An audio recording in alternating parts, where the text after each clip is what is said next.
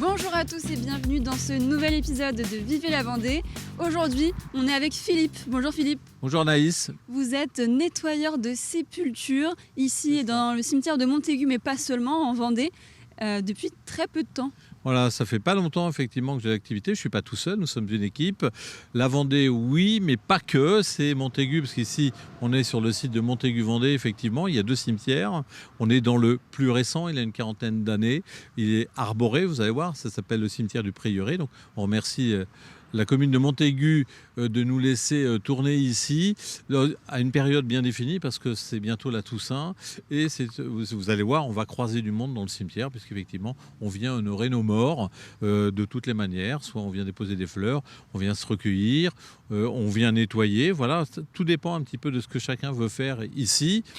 Moi, mon travail, c'est effectivement les gens qui demandent de venir déposer des fleurs et d'entretenir les tombes, parce qu'on a une obligation morale et légale de s'occuper des morts. Il y a des bancs à certains endroits, voilà, parce que effectivement tous les jours je croise des personnes qui viennent se recueillir, qui viennent parler. On parle à nos morts, effectivement, c'est nullement interdit, bien au contraire. Voilà, on vient prendre soin d'eux et puis on va se diriger. Alors vous voyez un petit peu les tombes. Alors on a cette chance aujourd'hui, il fait beau, mais sans parler de météo, on est dans une période où effectivement on vient y déposer des fleurs, notamment des chrysanthèmes. Donc vous allez voir des chrysanthèmes par centaines sur toutes les tombes.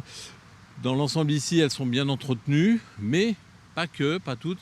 Souvent les plus anciennes nécessitent effectivement un nettoyage.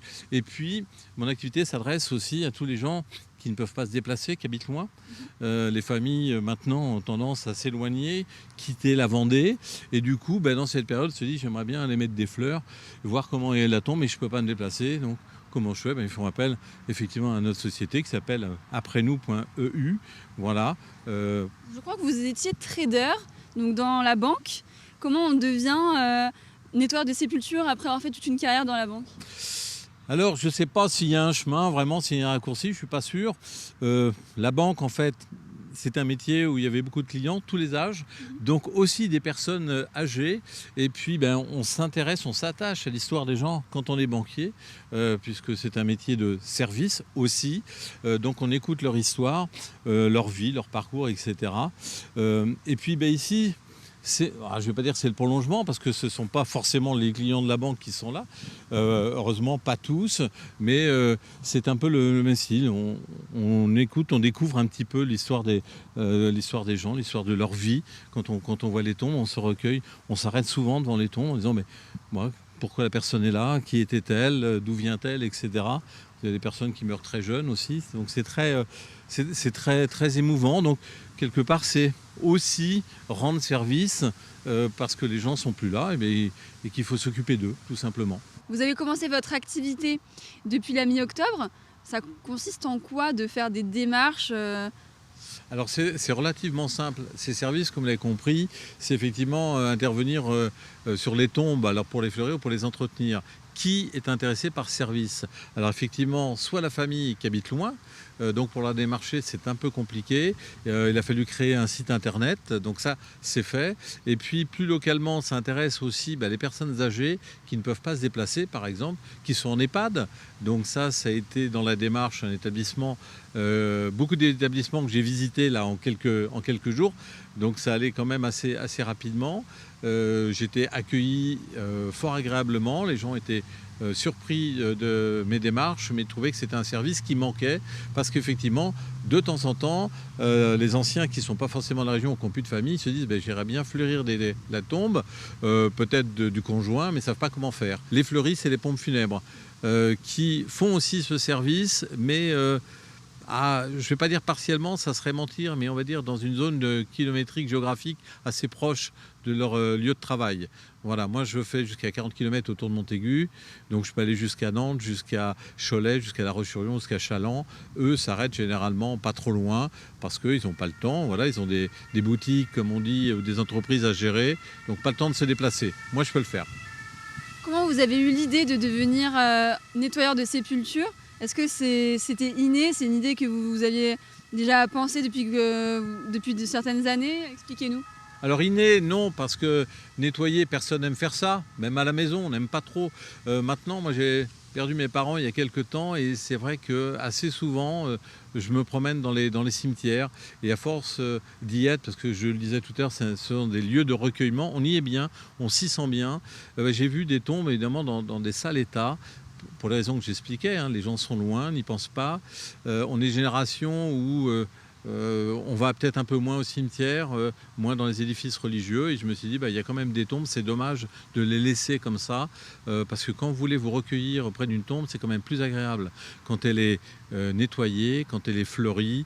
Voilà. Pour le recueillement, c'est meilleur. Parce que si vous commencez à regarder les taches, etc., le recueillement ne sera pas total. Là, qu'est-ce qu'il y a en fait? Pourquoi c'est noir comme ça? C'est la poussière de la Non, ville? c'est le temps. Ici, vous avez vu, il y a des arbres partout. Donc les arbres se déposent leurs fleurs, enfin, tout ce qui tombe des arbres, des graines, etc. Et du coup, ça s'accumule. Avec la pluie, ça se colle. Et puis finalement, ça devient un peu terreux, un peu noir. C'est de la crasse tout simplement. Et si on gratte, effectivement, c'est un mélange de crasse, de terre. C'est relativement simple, facile à enlever. Il y a un préparatif à faire quand même avant. Et comment vous expliquez qu'il y ait certaines tombes qui soient totalement abandonnées au fur et à mesure des années? Est-ce que c'est parce que on oublie les personnes ou est-ce que c'est un manque d'intérêt? Je ne sais pas. Il y a plusieurs raisons, c'est propre à chacun. Effectivement, les familles sont éloignées. La jeunesse que vous avez maintenant peut s'éloigner des parents pour les études, pour des rencontres amoureuses aussi. Et du coup, en étant loin, ne revient pas forcément systématiquement. Comme je disais aussi, religieusement, peut-être qu'on pense un peu moins aux anciens. Beaucoup de gens que je croise, je parle beaucoup avec les gens dans le cimetière, me disent « mais moi, je viens pas souvent, je pense à mes parents, à mes frères et sœurs, etc. N'importe où, n'importe quand, mais pas forcément au cimetière. » Le lieu du cimetière est pas si fréquenté que ça dans notre ère, dans notre époque. C'est ça, notre génération, alors la vôtre, la mienne peut-être encore un peu, effectivement on se dit, voilà, moi j'ai pas besoin d'aller au cimetière pour me recueillir, donc pas besoin de venir. C'est aussi mon rôle pour ces gens-là de dire, moi je peux, quand je dis moi c'est notre équipe, je suis pas tout seul, parce qu'on est ailleurs en France aussi, notre équipe, c'est nous on peut le faire, si vous voulez on peut aller mettre des fleurs, on peut aller mettre un objet, un mot, on peut mettre ce que vous avez envie de faire dans la limite du raisonnable bien évidemment.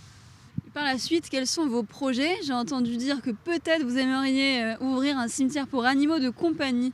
Oui, je souris parce qu'effectivement, il se passe tellement de choses depuis début octobre, plein de belles rencontres. Et nous avons réfléchi avec d'autres personnes qui travaillent aussi pour aprèsnous.eu au niveau national. Effectivement, pourquoi pas un cimetière pour les animaux? Ça existe. Ici, c'est très loin, c'est dans le Maine-et-Loire.